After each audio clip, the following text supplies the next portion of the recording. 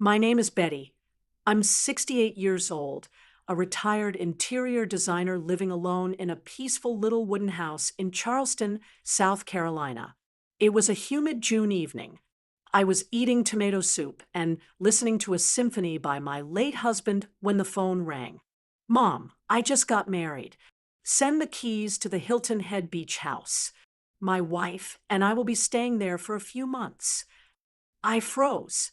No greeting, no blessing, just a command from a son who once meant the whole world to me.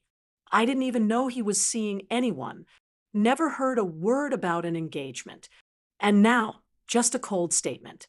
No emotion, no explanation. I asked, "Who's your wife?" He simply replied, "Amber. You'll like her. Just send the keys soon." The beach house in Hilton Head was where my husband composed his Grammy-winning piece. It was where our family spent countless summers together. It was the heart of our family. And now it was being treated like a convenience. If one day your child got married without your knowledge and then coldly demanded the most precious house of your life like you owed it to them, what would you do? Leave a comment.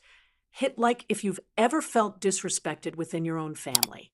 Don't forget to subscribe to the channel to follow the rest of this story, because what I uncovered after that call changed everything. I stayed silent for a few seconds after my son said those words. "Mom, send the keys to the Hilton Head house. Amber has always dreamed of honeymooning there." I set my spoon down on the plate, my hand still trembling. "Luke, you got married without saying a word to me. No invitation, no announcement, and now you're calling not to say hello, but to ask for the house." "I'm not asking. I just need it. We'll be staying there for about 2 months. Amber's planning to shoot our wedding video there too." Amber, a name completely foreign to me, coming from the mouth of the son I raised for 36 years. I slowly stood up and walked to the window, looking out at the backyard shaded by old oaks, the place where Howard used to play the piano outdoors every summer afternoon. "You know, Hilton Head isn't just some vacation home," I said, trying to keep my voice calm. "That house is the heart of this family, Luke. It's where your father wrote his Grammy-winning piece. It's where you and Emily used to play in the sand until sunset." I remember Luke interrupted, "But I have a wife now. Amber's never been to the East Coast. She's in love with the view. You don't stay there that often anymore. I thought you'd understand." I turned around, my posture straightening like I was facing a difficult client in a meeting. "Then at least let me meet your wife first. Let's have dinner together. I want to welcome her, talk for a bit. After that, I'll consider it. Amber's busy with a lot of things." Luke replied, a hint of irritation in his tone. "She's got photo shoots, stylist appointments, and our honeymoon plans. You just need to hand over the keys. You still have your apartment in the city. You can stay there for a few months." I stayed quiet. To my son, that house might just be an expensive property by a breezy beach, with pristine white floors and glass doors opening to the ocean. But to me, it was a living memory. My husband, Howard Benson, bought that house with the very first dollar he earned from his Grammy-winning film score in 1984. We didn't choose it because it was fancy or luxurious. We chose it because it was quiet, safe, and most of all, it was where he felt he could create, love, live, and die in peace. I held his hand in that second-floor room, listening to his breath slow after his final treatment. And now my son was calling it just a house. "You didn't call to share your happiness," I said, my voice dropping low. "You called to give orders. Don't make this into a big deal, Mom. We had a small, private wedding. Nothing flashy. I just thought you'd support us." "Support what, Luke?" "A marriage I knew nothing about. A woman I've never met, demanding to live in your parents' house to enjoy a honeymoon for 2 months? Or are you asking me to leave my own home so some stranger can take it over. Luke sighed loudly, then lowered his voice. Amber thinks you won't like her. That's why I didn't introduce you. She was judged harshly by her ex's family. You understand, right? She's afraid I'll judge her, so she hides the wedding from me? It's not hiding, it just wasn't the right time. I turned toward the fireplace mantel where a family photo sat. Emily at age 10, beaming in a red and white swimsuit, and Luke holding a sand bucket beside his father. That was our first summer at Hilton Head. Luke, you don't need my permission to love or marry anyone, I said slowly. But if you're marrying for love, then your family's presence shouldn't be a problem. And if you're ashamed to introduce your wife, maybe you should ask yourself why. That's enough, Mom. Luke's voice grew cold. You always think you know everything. But I'm not a kid needing your approval anymore. We'll be at Hilton Head by the weekend.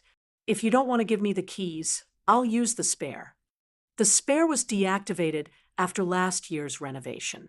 I replaced all the locks. Silence. Then the call ended.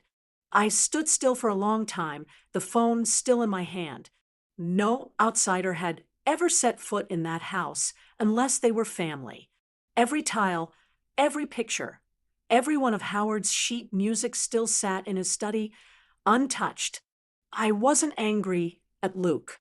I was angry at myself. Had I been too soft all these years? Always giving in, always playing the peacemaker? Had I made him think he had the right to demand anything? I sat back down at the dinner table. The soup had gone cold, but inside, a storm had started. If Amber truly loved Luke, I'd welcome her with open arms. But if she walked into my son's life just to find a path into the Hilton Head house, I had to find out, and I wouldn't back down. I couldn't sleep that night. The soft ceiling fan whirred above, but it couldn't drown out the questions crashing like waves on the Hilton Head shore. Luke had married someone I'd never heard of, never met, and was suddenly demanding the family house like it was rightfully his. Something was off. I tried to recall any clues. Amber, a name that meant nothing to me, not once mentioned in any conversation with Luke over the past 6 months. I'd texted him regularly, occasionally called, even when he was busy with music projects in Atlanta. The last time I asked about his love life, he simply said, seeing a few people, nothing serious. And now, married? A flash of memory struck me. The spring charity gala. This past March, I'd received an honorary invitation from the Charleston Arts and Culture Council.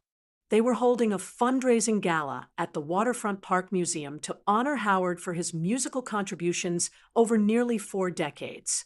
I had my dress ready, hair appointment booked, and even wrote a short thank you speech. But 2 days before the event, I came down with a high fever, and my doctor told me to rest.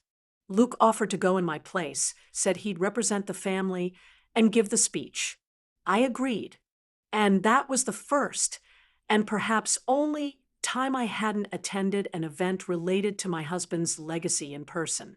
I opened my laptop, searched the council's social media page, and found the photo album from that gala. Chandeliers glittered, classical music in the background, guests in tuxedos and evening gowns. One photo made me stop cold. Luke, in a gray suit, hair neatly styled, arm lightly wrapped around the waist of a tall woman with honey brown hair and deep red lipstick, smiling calmly at the camera. The caption read, Luke Benson and guest. The woman wore an off-shoulder black gown, a pearl bracelet on her wrist. I zoomed in, staring into her eyes. There was something in her gaze that sent a chill through me. Not quite fake, but a confidence too deliberate, as if she had walked into that event with a clear purpose. I checked the old invitation again. The gala took place on March 12th. That meant just over 3 months before Luke called asking for the house keys. 3 months. I opened an old email and searched for the PDF guest list the council had sent out. Among nearly 200 names, one caught my eye: Amber Callahan. I didn't know who had invited her to the event, but I knew this for sure. That event wasn't open to random guests. Everyone had received formal invitations. My mind went back to yesterday's phone call. When did you and Amber meet? A while ago, Mom. She works in media. How long is a while? 3 months. I got up and walked into the small study where I kept all the zoning maps, tax records, and property files. I opened the bottom drawer and pulled out a stack of old newspapers, the local real estate bulletins I still read out of habit, even though I had no intention of selling anything. In the February issue, one article stood out with the headline: Top 3 Fastest Appreciating Beachfront Properties on Hilton Head Island, a Coastal Comeback. And in the number 2 spot was my very own house. The author noted that it was a property valued not only for its stunning beachfront location, but also for its historical and cultural significance, once owned by the late composer Howard Benson, a Grammy winner for the film score of Song of the South Wind. I had seen the article before, but back then I didn't think much of it, because the house belonged to the family. No one intended to sell it, and no one had any reason to care about its market value. But now things were different. Amber knew exactly what she was aiming for. It wasn't Luke. It was the property under Luke's mother's name. I walked back to the living room and sat down, trying to calm myself. That girl didn't just happen to show up at that gala. She didn't choose Luke out of love at first sight. And she certainly wasn't clueless about the meaning of the Hilton Head house. She chose my son as the key to unlock the door to what she really wanted: the house. I picked up the phone and dialed an old friend, a man who had helped me handle a few delicate matters after Howard passed. His name was Cole Matthews, a part-time private investigator, formerly a police detective, now living near Bluffton, not far from Hilton Head. When he answered, his voice was still as raspy as it was back when he manned the emergency dispatch line. "Hey there, Miss Betty. Been a while. Cole, I need your help." Very discreet. Still about real estate, or something more serious? Both. And it involves my son. Cole didn't ask any further. He'd known me long enough to understand that if I was calling, it meant something couldn't be ignored. "I'll be in Charleston by tomorrow morning," he said. "Just get everything you have ready. Photos, names, timelines. I'll bring my laptop and some tracking equipment." I hung up and looked around the room, full of memories. One photo showed Howard teaching a young Luke how to play the piano. Another showed Emily at 13 hugging our shaggy old dog. I had trusted too much in my son's maturity. I had believed that as long as I protected our values, our assets would take care of themselves. I was wrong. If I didn't get to the bottom of this, what Howard left behind wouldn't just lose its value, it would become a tool for someone else's gain. And I couldn't let that happen. Cole arrived at my house right at 9 a.m. the next morning. He hadn't changed. Earth-toned shirt, neatly pressed khakis, and those soft leather shoes that I was sure were old but kept spotless. "I brought coffee," he said, holding up a brown paper bag. "Still hot." I led him into the study where I had prepared a thin file with everything I'd gathered: screenshots from the March Gala, the guest list, a printed copy of the real estate article about Hilton Head, and a few handwritten notes I'd scribbled during the night.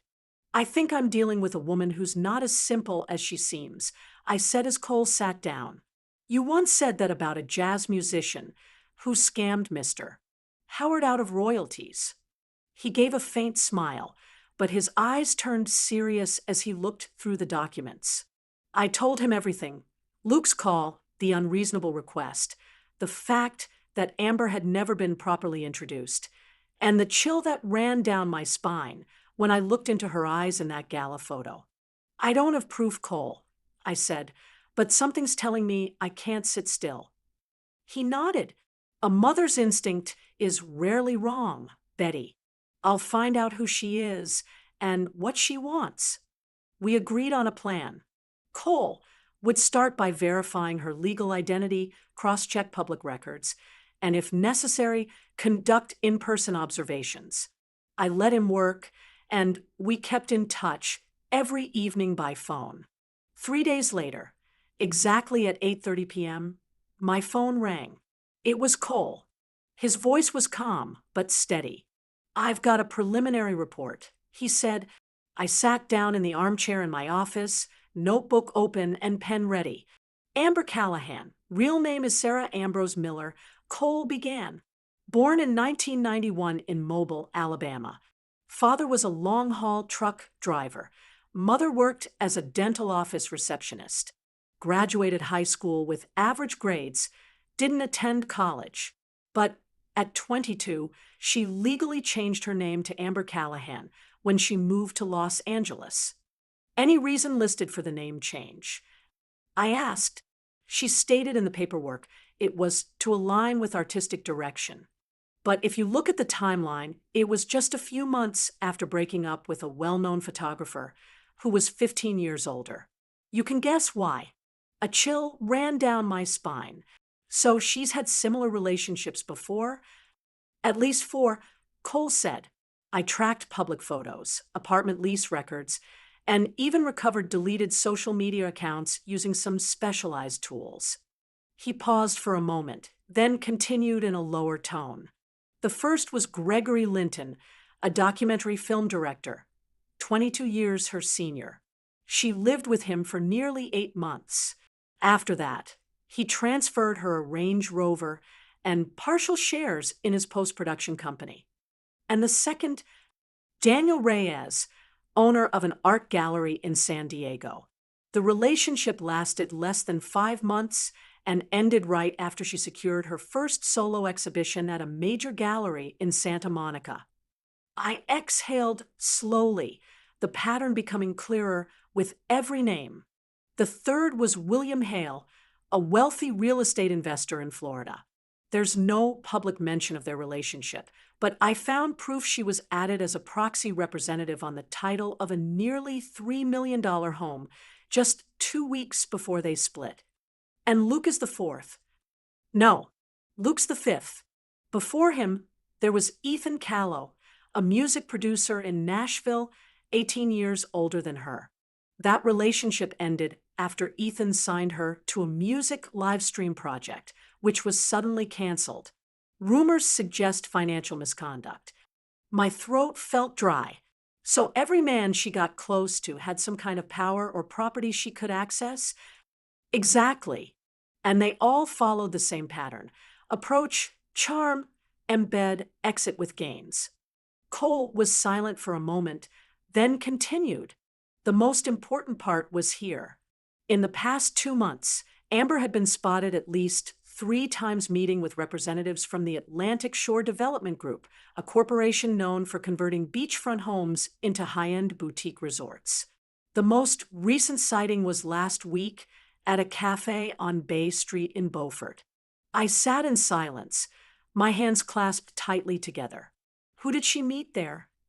Paul Dresden, the CEO of Atlantic Shore. I've got surveillance photos showing them looking over a set of maps together. Most likely of Hilton Head. I said nothing, but my whole body tensed like a drawn bow. Did she ask who the current owner is? I asked quietly.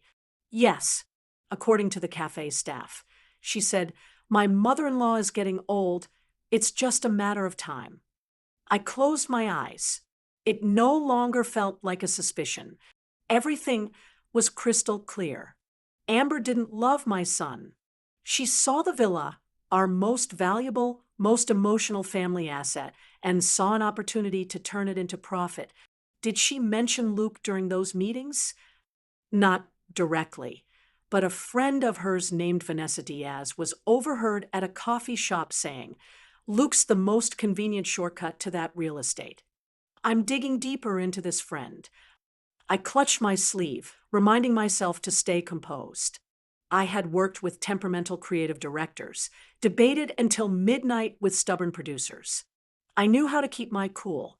But this was my son. This was my home. This was Howard's dream. I'll send you every legal document related to the house, the mortgage agreement, the original trust papers. I want everything redone as soon as possible. Understood.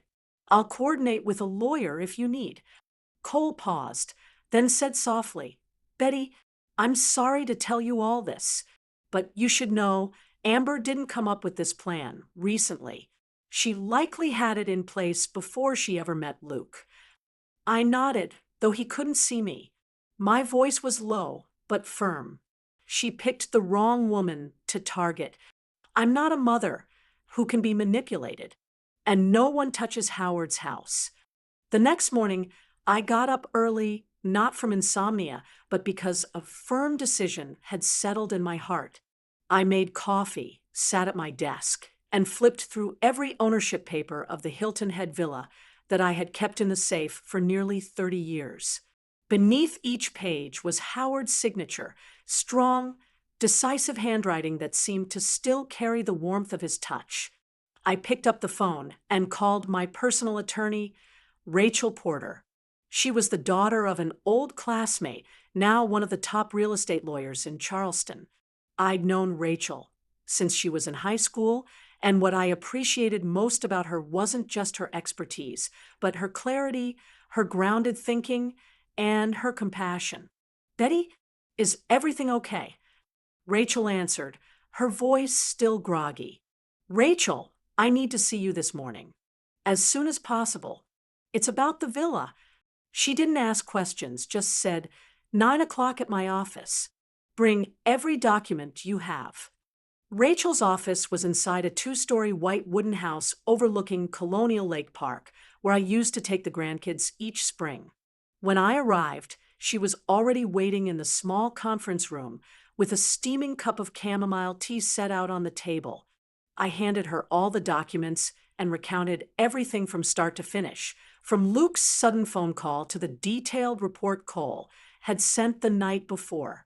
Rachel listened closely, nodding and taking notes, never interrupting. When I finished, she folded her hands in front of her. Her look had shifted from sympathetic acquaintance to focused legal counsel. What do you want me to do, Betty? I want to protect that villa. It's not just property, it's a lifetime of memories. And I want to make sure it stays with the right people. I want to restructure the trust. You want to transfer ownership? Not right now. I still live there every summer, but I want to establish an irrevocable clause. When I pass away, the house will go to my 2 granddaughters, Emily's children. They're the only ones in the family who still sit on the porch and ask about each photo on the wall. And I want to add a condition. No one can sell, rent, or mortgage the house for 30 years after my death. Rachel leaned back, thinking for a moment. You're creating a legacy preservation trust, very similar to cultural heritage protections. I can draft a restricted use trust that prevents transfer or leveraging of the asset, but I'll need consent from the beneficiaries. Emily agrees. I'll speak to her tonight. As for the girls, they're only 9 and 12, but I'll write them a personal letter. Rachel began drafting the legal documents on the spot. While she entered data, I opened my bag and took out the folder Cole had sent, including photos, notes, and Amber's name change records. I placed them on the table. I want to send this to Luke as a wedding gift. Rachel glanced at the folder, her expression sharpening. You're sure? I'm his mother. I can handle his anger, even distance, but I can't stand by and watch him become someone's pawn. Whether he believes me or not, he needs to know. Rachel nodded. I'll attach a copy of the new trust confirmation, stating that no third party, including indirect relatives, has any authority to interfere. I thanked her and went home to write by hand. It took me over 2 hours to finish the letter. I wrote slowly, word by word, filled with love, sorrow, and the truth only a mother can bear to say. Luke, my son, I've read your message over and over again. There was no greeting, No exclamation point, no joy, no hesitation. Just a command. I once held you through 3 nights of high fever. I worked 2 jobs just so you could attend piano lessons. The villa you called just a house is where your father composed his first Grammy-winning piece, right in that living room with the window facing the sea. Today, I created a new trust. When I'm gone, the villa will belong to Emily's daughters. They are the only children in our family who still hear the wind through the pines, who still sit on the porch reading books and ask me about every frame on the wall. Attached to this letter is the investigation file on Amber. I'm not sending it out of hate. I'm sending it because I hope you understand. I don't act carelessly. If after reading this, you still want the keys to that house, I can't do it. But I'm still your mother, and I'll always leave the porch light on in case you ever come back. I folded the letter, sealed it with the 2 other files, and marked the envelope, Luke, private delivery. I sat silently by the window for a long time, watching the raindrops roll down the glass. Outside, the Charleston Bay tides rolled in and out, as if nothing had changed. But inside me, something had shifted for good. 3 days after sending the wedding gift, I was tending to my lavender plants on the porch when my phone rang. I glanced at the screen. My heart sank. Luke. I took a deep breath and answered. Hi, honey. Luke didn't beat around the bush. What the hell are you doing? What did you send us? I stayed calm. I sent you the truth, and a decision I made very carefully. Carefully, his voice cracked with anger. You're ruining my life. Amber cried all night. She was shocked. You hired someone to dig into my wife's past, and then secretly set up a trust to take away our house. You haven't lost anything, Luke. I did what's right. You may not like it, but I can't turn a blind eye to something I truly believe is dangerous. Have you ever asked how your father protected that home? Or have you only seen it as a prize to be claimed? Luke was silent for a few seconds, then lowered his voice, still bitter. You never support me. You've always favored Emily. That house should be mine. I'm the legal heir. I exhaled, saying nothing more. Luke hung up. The flat tone that followed was like a clean cut, severing what little thread we had left. That afternoon, I walked around the lake, trying to find some peace. But before I got home, my longtime housekeeper, Mrs. Harris, called. Mrs. Betty, there's a blonde woman in a red dress at the gate. She said her name is Amber and wants to speak with you urgently. I told her you weren't home, but she's still out there, refusing to leave. I closed my eyes for a moment. Did she say anything? She said she wants a woman-to-woman talk, then added, legal papers don't mean much.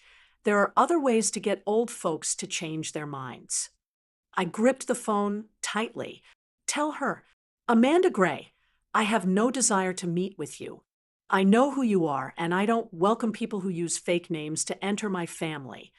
Say that exactly. Then close the gate. Harris paused a moment, then chuckled. I'll say it word for word, ma'am. Half an hour later, I received a text. No name. Just a strange number, not in my contacts. You're going to lose everything. I promise. Below, it was a broken padlock emoji. I wasn't shaken, but I knew the game was no longer just about property. Amber, or rather, Amanda, had shown her true face. I took a screenshot of the message and called Cole. He answered immediately. I assume you just got a text? She's making threats, not just words. She knows how to move in the dark. Cole's voice dropped. I'll have someone keep an eye on her for the next few days. And I think it's time we take a second look at all the notarized documents related to the house. She might be digging for a legal loophole. I nodded, even though I knew he couldn't see me. Thank you, Cole. I'm not backing down. I stood by the window the entire evening, watching the soft golden glow from neighboring rooftops reflect on the lake's surface. What filled my mind wasn't rage. It was something much heavier. Not over the house, not entirely over the betrayal either. It was the pain of watching my only son slowly fall into a trap and not knowing if he even wanted to climb out. I lit a single candle on the windowsill, a quiet reminder to myself, no matter how hard the storm raged, I had to keep the flame burning. I was watering the camellias beneath the window when the doorbell rang. Through the glass, I saw a tall woman in her 30s, auburn curls tied back neatly, her face tight with tension. Mrs. Harris glanced at me, waiting for direction. She introduced herself as Nina Wallace. She whispered, "Says it's urgent. Something about Amber." I hesitated for a moment, then nodded, "Bring her to the sitting room. And make a pot of mint tea, please." By the time I stepped in, the woman was already standing, hand extended. "Mrs. Benson, I know this is sudden, but I can't stay silent anymore." I shook her hand and gestured for her to sit. "You know Amber?" We were roommates back at design school in Savannah.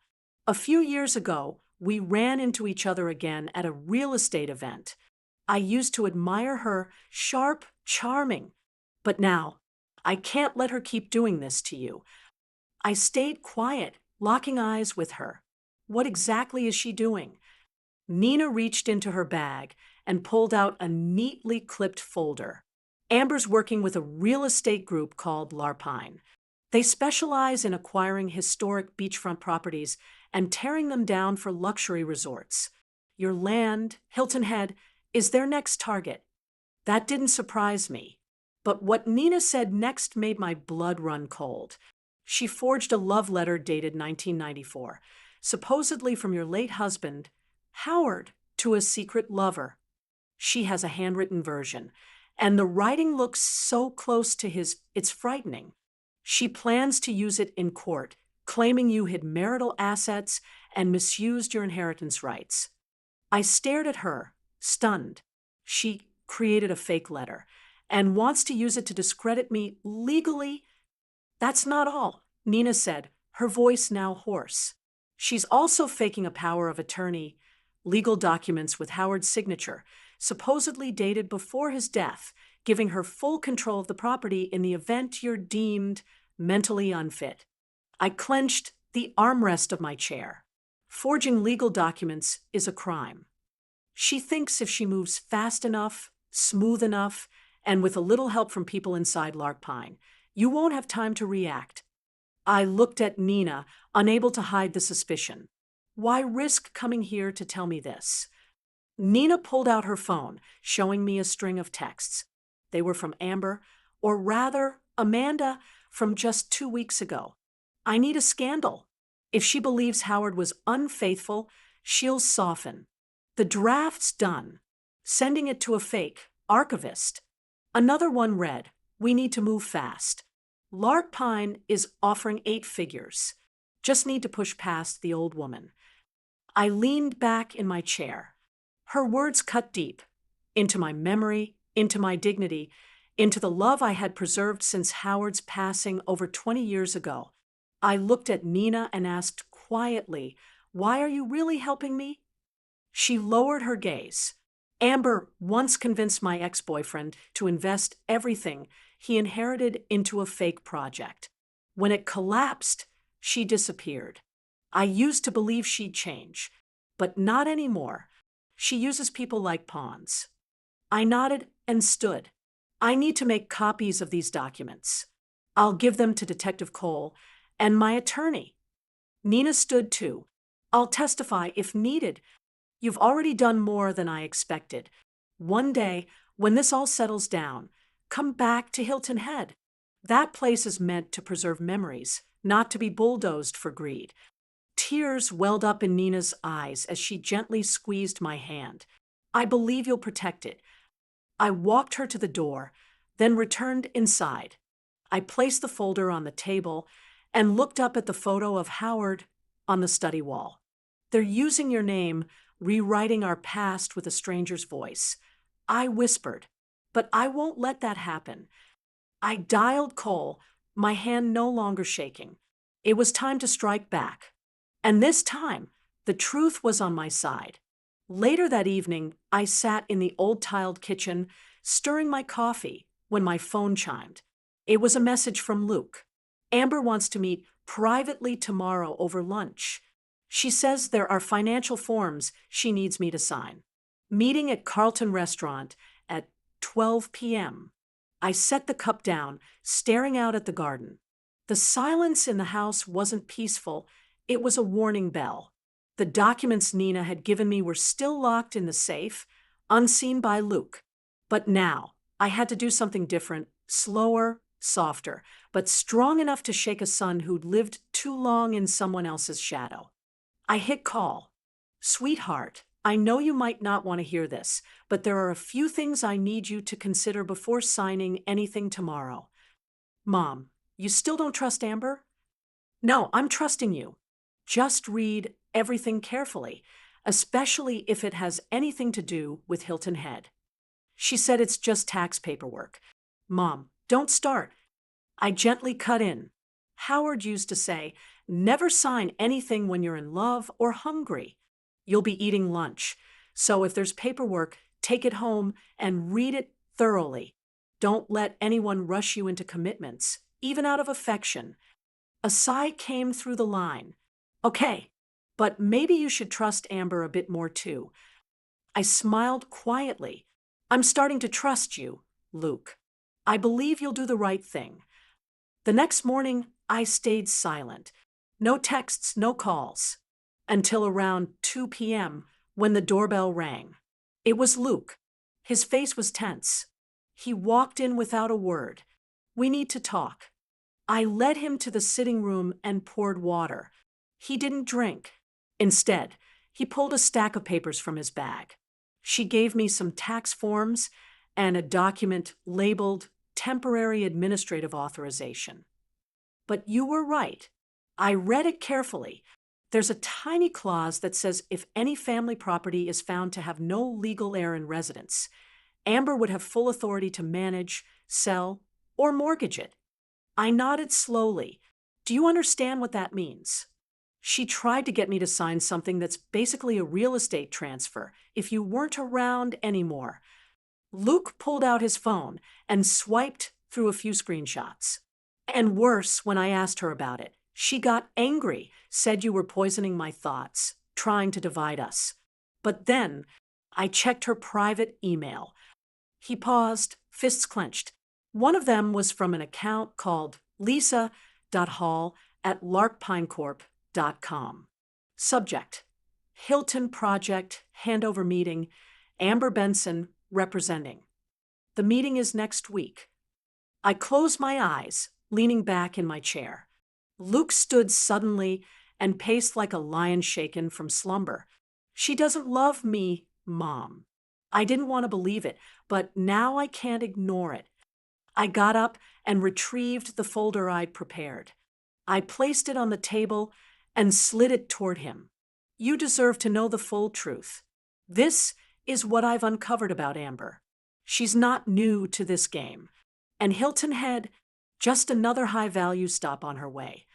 Luke sat, opened the folder slowly. I didn't interrupt. I just stood, watching the boy I once rocked through night terrors now facing a nightmare of his own in the harsh daylight of adulthood. After a while, he looked up. His eyes no longer held confusion, only resolve. "I need to find a way out of this marriage before it spirals beyond repair." I didn't hug him.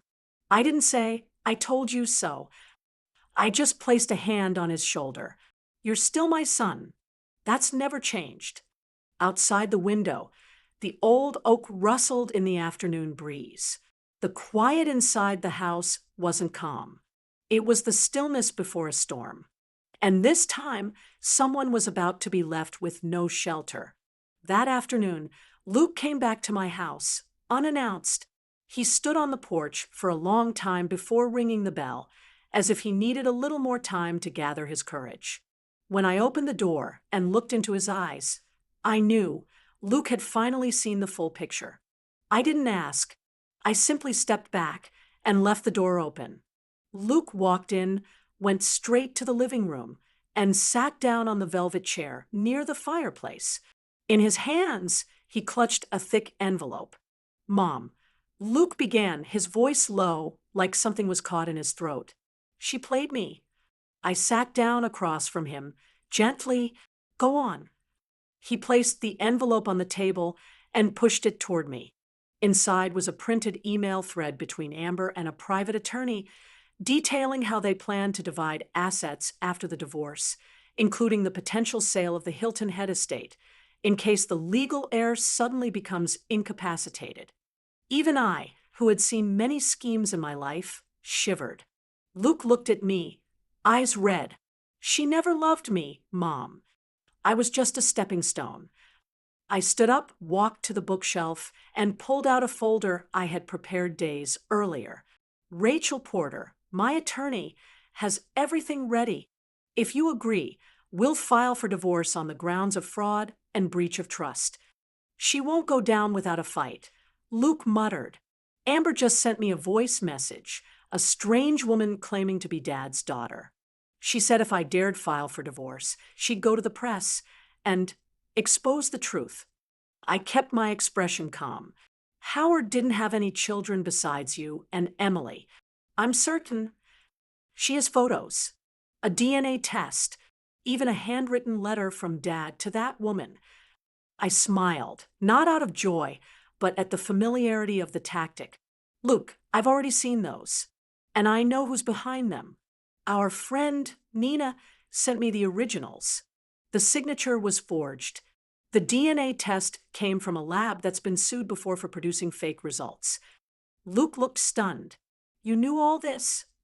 Not everything, but enough not to bend under cowardly threats. And I've already prepared a counterattack. I pulled out another file from the drawer and laid it on the table. This contains Nina's testimony, along with copies of all messages and emails between Amber and her collaborators. Rachel has filed them with the court as part of a witness protection request, just in case Amber tries anything. If she releases anything to the public, we'll sue for defamation and forgery.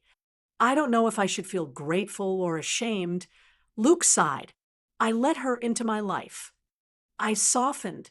You have a heart. That's not a flaw. But now you have a choice. And the right choice is to stand up. Luke nodded slowly. I'll sign the papers. But, Mom, could you not tell Emily everything? I don't want the kids to think their dad is weak. I nodded. They'll only know that their father had the strength to walk away from something wrong. They'll learn that self-respect is worth more than any house or inheritance. The air in the room softened. Outside, the sun began to set behind the oak trees. I stood and placed my hand on Luke's shoulder. I'll go with you to the attorney's office tomorrow. We'll start over. I'm still here. Always here. Luke reached for my hand. I'm sorry I didn't trust you sooner.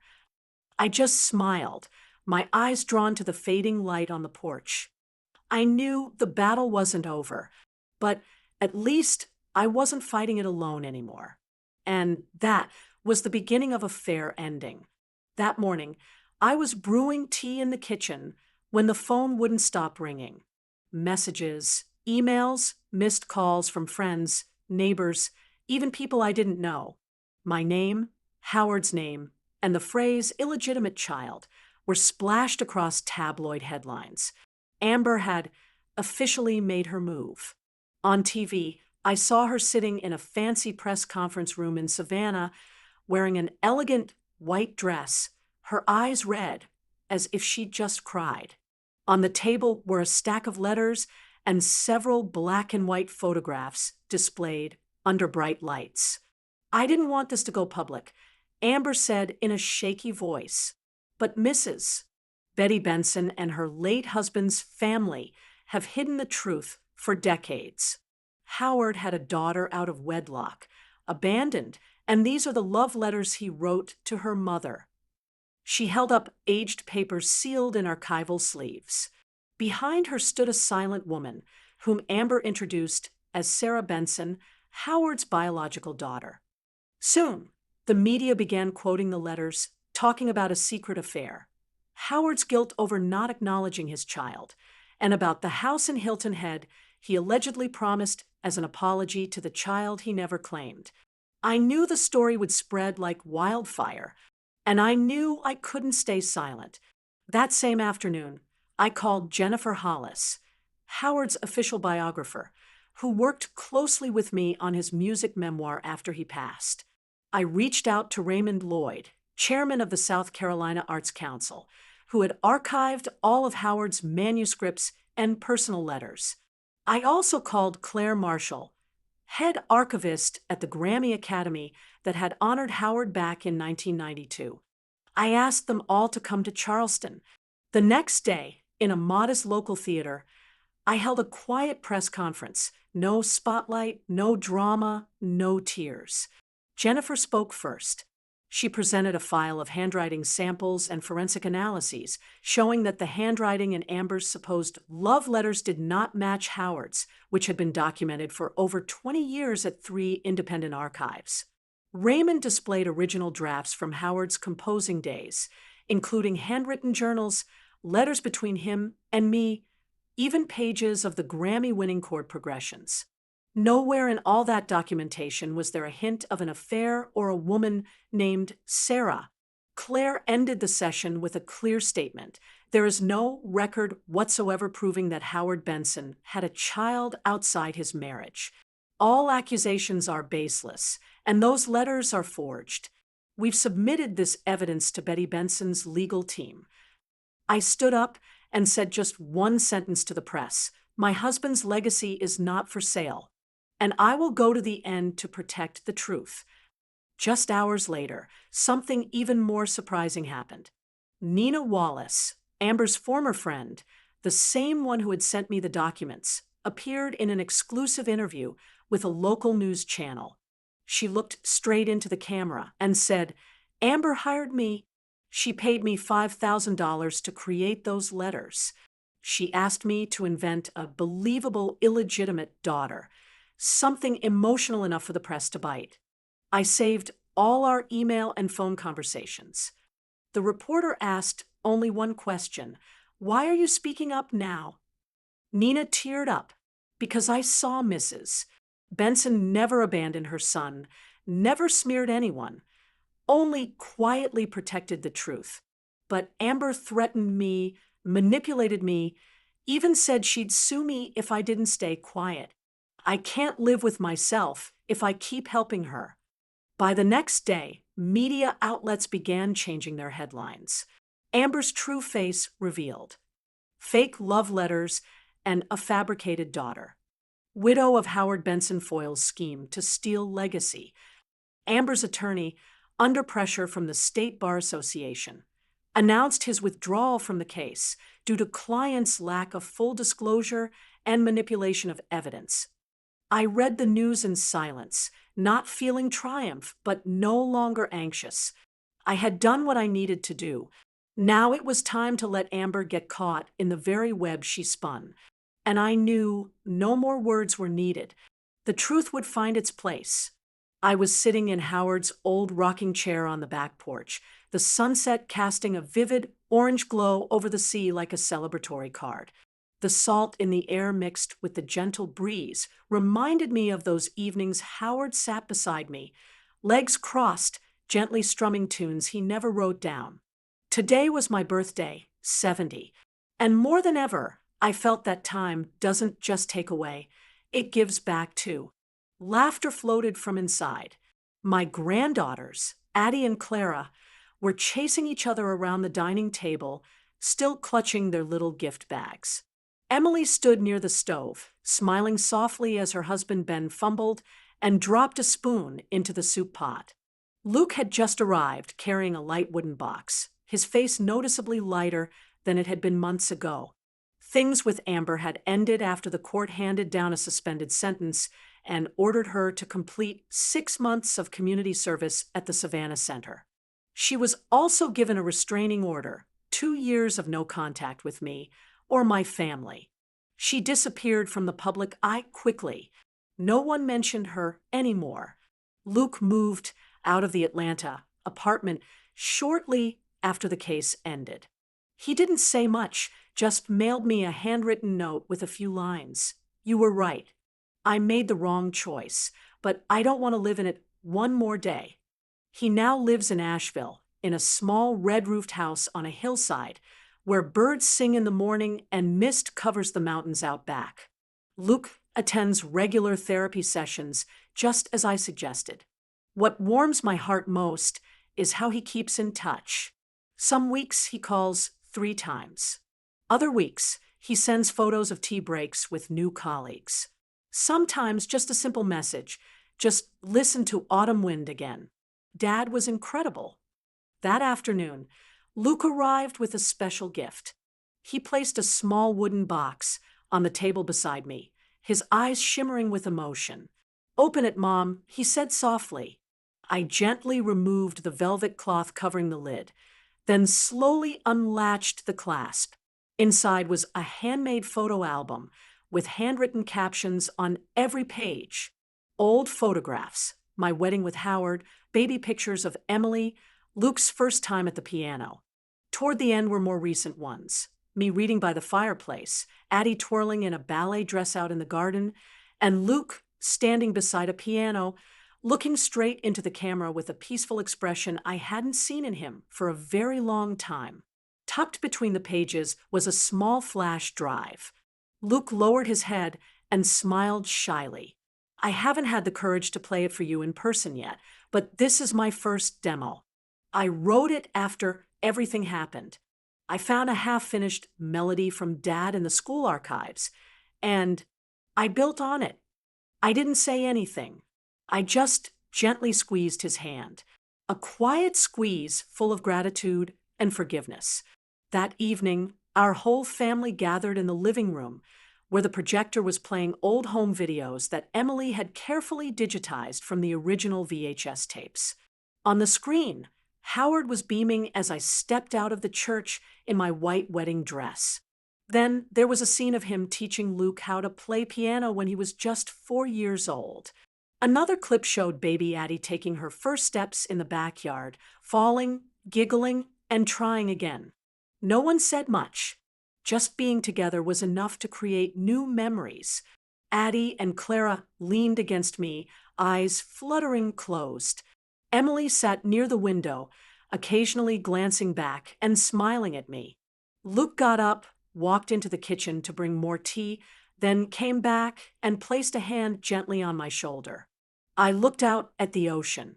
The waves kept rolling toward the shore with the same steady rhythm they had for decades. But something inside me had shifted, not pain, but peace. Howard's legacy wasn't just about music or a house by the sea. It was about the values he left behind in his children and grandchildren, the way we've learned to forgive, to stand back up, and to move forward. And I knew, however many more years I had left, everything had been placed where it truly belonged. Not in a bank account, not in legal documents, but in the hearts of the people I love. I squeezed Luke's hand again. He bent down and gently kissed the top of my head. "Happy birthday, Mom," he whispered, "and thank you for never giving up." I smiled, looked out at the sea, and let the wind carry away whatever bitterness remained, light as a final note drifting into the sunset. Life sometimes places us at unexpected crossroads, where loved ones can become strangers and trust is stretched to its breaking point. But from those very trials, we're given the chance to reflect, to rebuild, and to choose what's truly worth holding on to. For me, it's not the house, the name, or the fortune. It's the memories, the honest love, the quiet moments beside the people who matter most. What would you have done in my place? If it were you, would you be willing to forgive your child after everything? Has there ever been a time in your life when you had to fight, not just for material things, but for the priceless values passed down from someone you once looked up to? I'd love to hear your thoughts. Please share your story in the comments, because maybe, just maybe, Your words will inspire someone else the way this journey helped me rediscover myself. And if you'd like to continue walking alongside stories filled with emotion, family, trust, and forgiveness, don't forget to subscribe to the channel. There are many more journeys waiting for you, stories that might make you smile, shed a tear, and maybe find a little piece of yourself along the way.